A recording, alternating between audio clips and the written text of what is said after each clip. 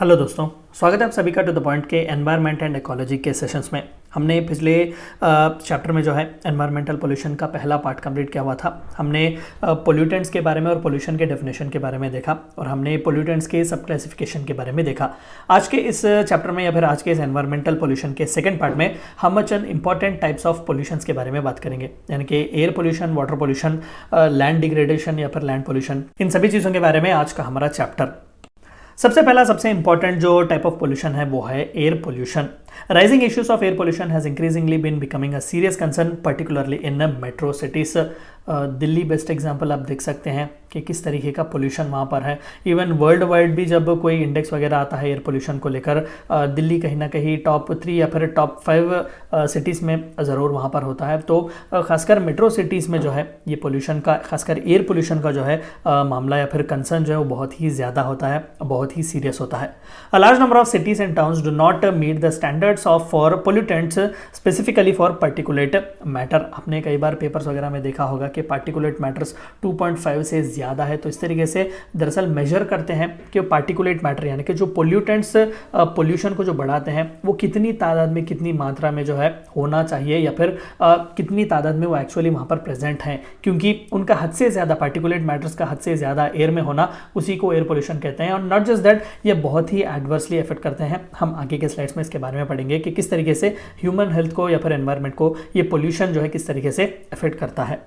Air quality regulations and actions for abatement of air pollution is undertaken under various provision for Air Prevention and Control of Pollution Act 1981, Environmental Protection Act 1985, which prescribes the mechanism and authorities for handling the issues। यानी कि specifically जो है कई important acts already India में पास किए गए हैं। Central board for pollution control भी हम देख सकते हैं जो कि बहुत एक्टिवली काम करता है। कई रिपोर्ट्स वगैरह भी जो है हम खुद जब एग्जाम लिखते हैं तो उसके रिपोर्ट्स वगैरह कोट करते हैं। तो इस तरीके से एनवायरमेंट प्रोटेक्शन एक्ट के तहत, air prevention and control of pollution act के तहत भी कई इंपॉर्टेंट बॉडीज जो है वो बनाए गए हैं जो एयर क्वालिटी को हमेशा जो है वो जांचते रहती हैं, उसके स्टैंडर्ड्स जो है वो मेंटेन करने की कोशिश करते हैं और सरकारों को वो रिकमेंडेशन देते हैं कि किस तरीके से वो एयर पोल्यूशन को कम कर सकते हैं।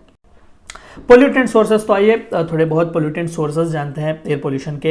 इंडोर एयर पोल्यूशन और आउटडोर पोल्यूशन, यानी कि घर में भी पोल्यूशन घर से ही दरअसल शुरू होता है और आउटडोर सोर्सेज भी यानी कि घर के बाहर भी जो है पोल्यूशन, एयर पोल्यूशन खासकर बढ़ सकता है। इंडोर एयर पोल्यूशन जैसे कि it can be caused by fuel burning.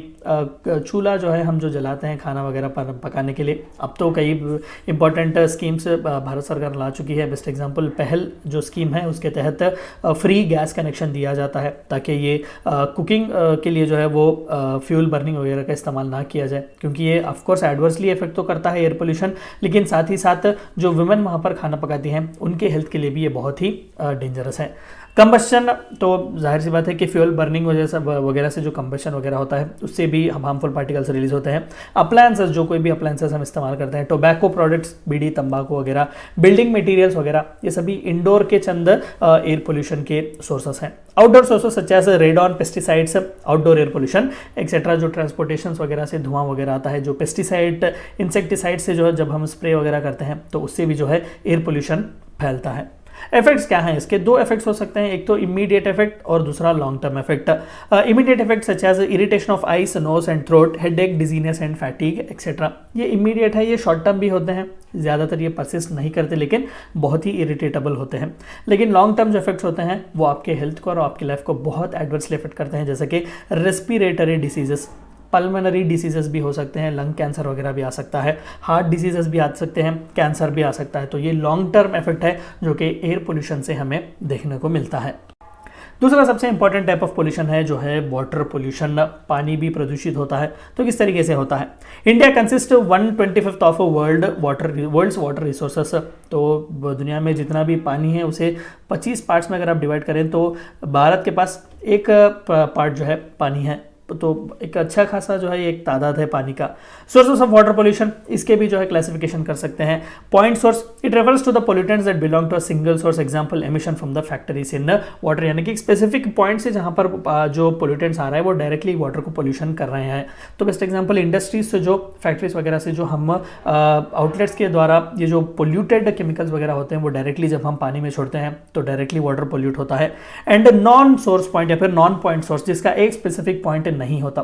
Pollutant emitted from a multiple sources that is contaminated water after rain travelling through several regions. बारिश पड़ रहा है तो बारिश जब पड़ता है तो वो ड्रेनेज होकर जो है आखिर समंदर में या फिर रिवर वगैरह में ही तो मिलता है, लेकिन जब वो बारिश पड़ता है तो पूरे अलग अलग एरियाज में से, रीजियंस में से वो जब वहाँ पर जो फ्री फ्लो होते हुए वो जाता है, ट्रैवल करते हुए जाता है, तो वो अलग अलग सोर्सेस ऑफ पोल्यूशन को अपने साथ लेकर जाता है। तो इसे नॉन पॉइंट सोर्स भी कहा जाता है। Chemical fertilisers and pesticides, accidental oil leakages के वजह से भी, बड़े बड़े कंटेनर्स के एक्सीडेंट्स वगैरह होते हैं, लीकेजेस वगैरह, उसके वजह से भी वाटर पोल्यूशन होता है। बर्निंग ऑफ फॉसिल फ्यूल्स, इससे भी जो है वाटर पोल्यूशन होता है। रेडियो एक्टिव वेस्ट एक्सेट्रा, और also few sources through which water can be polluted.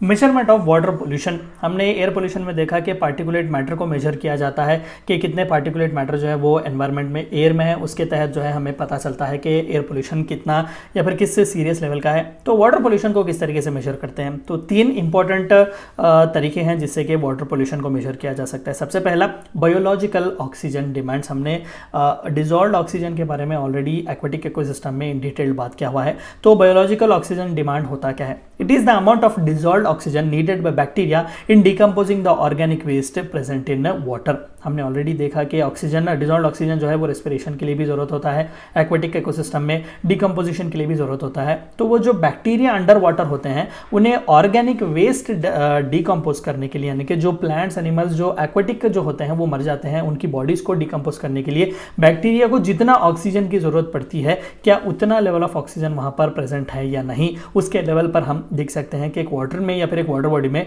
कितना पोल्यूशन है। दूसरा जो है वो है केमिकल ऑक्सीजन डिमांड। देखिए ये सभी टर्मिनोलॉजीज बहुत ही इंपॉर्टेंट है, याद रखिएगा। आप चाहें तो इन्हें नोट डाउन भी कर सकते हैं, बार बार इन्हें रिवाइज कीजिएगा क्योंकि डायरेक्ट सवाल भी इससे पूछे जा सकते हैं। तो दूसरा सबसे इंपॉर्टेंट मेजरमेंट है वो है chemical oxygen demand. Chemical oxygen demand is the total measurement of all chemicals in water that can be oxidised. तो जो कोई भी केमिकल्स जो कि ऑक्सीजन के साथ डिसॉल्व किए जा सकते हैं, ऑक्सीजन के साथ रिएक्ट होकर एक नए कंपाउंड को जो है वो आगे रिजल्ट करते हैं, तो ये भी केमिकल का डिसॉल्व होना बहुत ही जरूरी है, केमिकल का डिमांड। तो इस तरीके से केमिकल ऑक्सीजन डिमांड वहां पर कितना है कि वहां पर ऑर्गेनिजम्स को एडिक्वेटली वो एनफ हो रहा है या फिर मिल रहा है या फिर नहीं, इसके तौर पर भी जो है हम मेजर कर सकते हैं वाटर पोल्यूशन को। तीसरा इंपॉर्टेंट मेजरमेंट है वो है total organic carbon. It is total organic carbon and dissolved oxygen carbon which are essential components of carbon. हमने पिछले चैप्टर्स में ऑलरेडी देखा कि कार्बन साइकिल होता है, कार्बन कितना ज़रूरी है लाइफ के एग्जिस्टेंस होने के लिए। तो अंडर वाटर भी या फिर वाटर बॉडीज में भी तो ये ऑर्गेनिक और डिसॉल्व्ड ऑर्गेनिक कार्बन कितना जो है वहाँ पर अवेलेबल है, और एसेंशियल कंपोनेंट्स कार्बन के जो है किस तरीके से वहाँ पर अवेलेबल हैं, इसके तौर पर भी जो है या फिर इसे मेजर करके भी जो है हम लेवल ऑफ वाटर पोल्यूशन को मेजर कर सकते हैं। तीसरा सबसे इंपॉर्टेंट टाइप ऑफ पोल्यूशन है वो है लैंड पोल्यूशन, यानी कि लैंड को पोल्यूट करना। तो लैंड को पोल्यूट किस तरीके से किया जा सकता है? लैंड पोल्यूशन और land degradation is the process of deterioration of soil और loss of fertility of the soil. आप यहाँ पर देख सकते हैं कूड़ा कचरा फेंककर, जहाँ पर इतने प्लास्टिक के सामान, आप टायर्स वगैरह देख सकते हैं, ये नॉन बायोडिग्रेडेबल है, ये इजीली एनवायरनमेंट में डिग्रेड नहीं होते, वो उसी लैंड पर पड़े रहते हैं, कई सौ हज़ारों साल बीत जाते हैं लेकिन वो उसी तरीके से वहाँ पर होते हैं और बहुत ही एडवर्सली जो है वो इफेक्ट करते हैं। तो इस तरीके से एक स्पेसिफिक पीस ऑफ लैंड को जो है इग्नोर करना, वहाँ पर हद से ज़्यादा वेस्ट मटेरियल वगैरह फेंकने से भी उस लैंड की फर्टिलिटी कम होती है, उस लैंड को जो है डिटेरॉइट करते हैं, डिग्रेड करते हैं। तो इस तरीके के पोल्यूशन को लैंड पोल्यूशन कहा जाता है। कॉजेज ऑफ लैंड डिग्रेडेशन, तो थोड़े बहुत इसके कॉजेज क्या है? ऑफकोर्स पोल्यूशन किसी भी तरीके का हो, क्योंकि लैंड पर वाटर भी हमें देखने को मिलता है, एयर वगैरह भी देखने को मिलता है, तो इससे सॉइल की फर्टिलिटी भी मार खाती है। ह्यूमन एक्टिविटीज़, एंथ्रोपोजेनेटिक एक्टिविटीज़ ही हैं जो सबसे ज़्यादा एडवर्सली इफेक्ट करते हैं। अर्बनाइजेशन, हद से ज़्यादा जब अर्बन सिटीज़ वगैरह बढ़ते हैं तो आसपास के फॉरेस्ट वगैरह को क्लियर किया जाता है ताकि ज़्यादा से ज़्यादा बढ़ते लोगों को अकोमोडेट किया जाए। सॉइल एरोजन की वजह से भी जो है सॉइल पोल्यूशन को बढ़ावा दिया जा सकता है। Soil contamination, soil salinization, soil sealing, overgrazing etcetera, तो ये चंद फैक्टर्स हैं जिसके तहत लैंड पोल्यूशन जो है वो ज़्यादा से ज़्यादा बढ़ते रहता है। नॉइज़ पोल्यूशन, तो हमने लैंड देखा, वाटर देखा, हमने एयर पोल्यूशन भी देखा, तो नॉइस पोल्यूशन देखते हैं। As per world health organisation sound levels less than 70 decibels, sound को जो है वो डेसिबल्स में मेजर किया जा सकता है। तो sound levels that are less than 70 decibels are not damaging to living organisms, चाहे वो प्लांट्स हो, एनिमल्स हो, ह्यूमंस हो। 70 डेसिबल्स के नीचे जो कोई भी लेवल हो वो हार्मफुल नहीं है, लेकिन 70 से ज़्यादा, फॉर एग्जांपल 80 डेसिबल्स अगर कोई भी नॉइस है तो उसे नॉइस पोल्यूशन कहा जाएगा, और वो बहुत ही एडवर्सली अफेक्ट करते हैं लिविंग ऑर्गेनिजम्स को। Exposure for more than 8 hours to constant noise beyond 85 decibels में भी हजार्डस, ये बहुत ही हार्मफुल भी हो सकता है कि कंटिन्यूसली 8 घंटे कॉन्स्टेंटली अगर आप 85 डेसिबल से ज़्यादा नॉइस पोल्यूशन को या फिर नॉइस को जो है अगर आप सुनते हो तो। Causes of noise pollution are industrialisation, factories वगैरह में कंटिन्यूस मशीनरी चलते रहती है तो वहाँ पर नॉइस वगैरह आते रहते हैं। पुअर अर्बन प्लानिंग, ट्रांसपोर्टेशन है, यहाँ वहाँ का झगड़ा वगैरह, हर तौर तरीके की एक्टिविटीज़ अर्बन सेंटर्स में होते हैं। सोशल इवेंट्स, शादियाँ, रिलीजियस गैदरिंग वगैरह, वहाँ पर भी बड़े बड़े माइक्स वगैरह लगाते हैं, ढोल ताशे वगैरह जो है मारते हैं वहाँ पर भी सोशल इवेंट्स में भी नॉइस पोल्यूशन होता है। ट्रांसपोर्टेशन, ऑफकोर्स ट्रांसपोर्टेशन की वजह से भी जो है नॉइस पोल्यूशन बढ़ता है। कंस्ट्रक्शन एक्टिविटीज़, ड्रिल्स वगैरह का इस्तेमाल वहाँ पर करते हैं, वहाँ पर तोड़ फोड़ भी बहुत की जाती है, तो कंस्ट्रक्शन एक्टिविटीज से भी नॉइस पोल्यूशन बढ़ता है। Effects of noise pollution on human health, of course ऐसा नहीं कि सिर्फ ह्यूमन हेल्थ, प्लांट और एनिमल लाइफ पर भी नॉइस पोल्यूशन का बहुत इफेक्ट पड़ता है, क्योंकि प्लांट्स भी बहुत सेंसिटिव होते हैं नॉइस को लेकर और एनिमल्स भी बहुत सेंसिटिव होते हैं, लेकिन मेजरली ह्यूमन हेल्थ पर बहुत ही ज़्यादा इसका इफेक्ट होता है। हाइपरटेंशन, बीपी वगैरह आपकी लो और हाई हो सकती है। हियरिंग लॉस, आपके कान भी जले जा सकते हैं, कान की हियरिंग जो स्ट्रेंथ होती है वो भी कम हो सकती है। स्लीप डिस्टर्बेंसेस, इंसोम्निया का भी शिकार आप हो सकते हैं अगर आपको सफिशिएंट नींद ना मिले तो। कार्डियोवास्कुलर डिसफंक्शन यानी कि हार्ट डिसीजेस भी आ सकते हैं हद से ज़्यादा नॉइस पोल्यूशन को एक्सपोज होने में। Even animal and plant life is adversely affected, तो बोथ एनिमल और human life and plant life is also adversely affected through noise pollution. ये थी चंद इंपॉर्टेंट और चंद बेसिक और फंडामेंटल बातें एनवायरमेंटल पोल्यूशन में जिसके बारे में आपको जानना था। Thank you for watching my video.